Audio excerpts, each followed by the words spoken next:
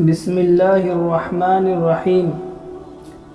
حضرت عائشہ رضی اللہ عنہا فرماتی ہے کہ ہمیں رسول اللہ صلی اللہ علیہ وسلم نے اس بات کا حکم فرمایا کہ ہم لوگوں کے ساتھ ان کے مرتبوں کا لحاظ کر کے برتاؤ کیا کرے۔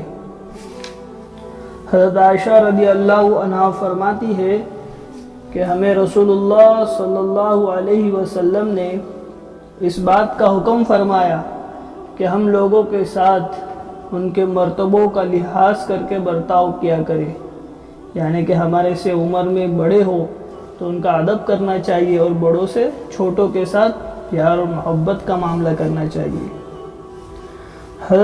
حضرت ابن عباس رضی اللہ تعالی عنہ کہتے ہیں کہ رسول اللہ صلی اللہ علیہ وسلم نے کعبہ کو دیکھ کر تعجب سے ارشاد فرمایا، لا الہ الا اللہ، اے کعبہ تو کس قدر پاکیزہ ہے، تیری خوشبو کس قدر عمدہ ہے، اور تو کتنا زیادہ قابل احترام ہے، لیکن مومن کی عزت و احترام تجھ سے زیادہ ہے۔ یعنی کسی مسلمان کی عزت کو اچھالنا یہ کعبۃ اللہ کو گرانے سے بھی بڑا گناہ ہے۔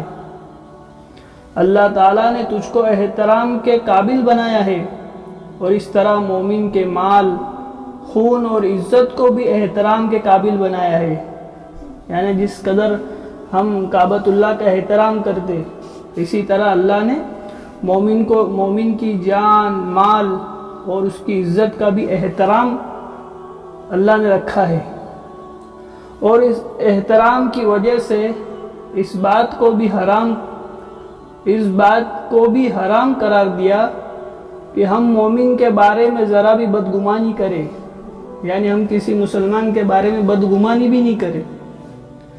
حضرت جابر بن عبداللہ رضی اللہ عنہ روایت کرتے ہیں کہ رسول اللہ صلی اللہ علیہ وسلم نے ارشاد فرمایا، مسلمان مالداروں سے 40 سال پہلے جنت میں داخل ہوں گے۔ حضرت جابر بن عبداللہ روایت کرتے ہیں کہ رسول اللہ صلی اللہ علیہ وسلم نے ارشاد فرمایا کہ مسلمان فقراء یعنی کہ غریب مسلمان مالدار مسلمانوں سے 40 سال پہلے جنت میں داخل ہوں گے۔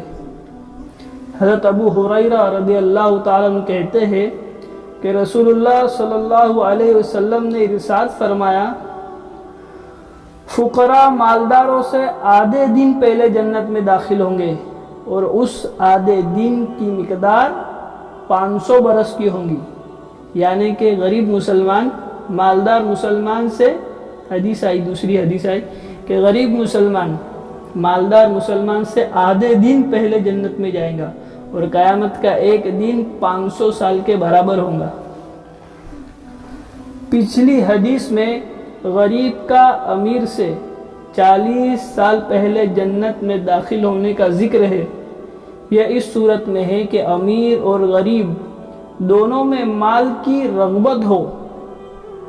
اس حدیث میں 500 سال پہلے جنت میں جانے کا ذکر ہے۔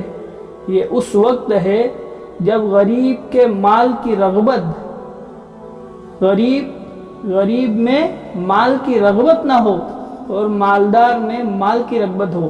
یعنی کون سا فقیر 500 سال پہلے جنت میں جائیں گا؟ وہ فقیر کہ جس کے دل میں دنیا کی محبت نہیں ہوگی، مال کی محبت نہیں ہوگی، اور وہ اللہ کے حکموں پر چلنے والا ہوگا، دیندار غریب ہوگا، دیندار فقیر ہوگا، تو وہ 500 سال پہلے جنت میں جائیں گا۔ اور کون سا مالدار 500 سال بعد جنت میں جائیں گا؟ وہ مالدار کہ جس کے دل میں دنیا کی محبت ہوگی، جو اللہ کے حکموں پر چلتا نہیں ہوگا، ایسا مالدار وہ غریب مالدار جو اللہ کے حکموں پر چلنے والا ہوگا، اس سے 500 سال بعد وہ جنت میں داخل ہوگا۔ سبحان اللہ و بحمدہ، سبحانک اللہم و بحمدک۔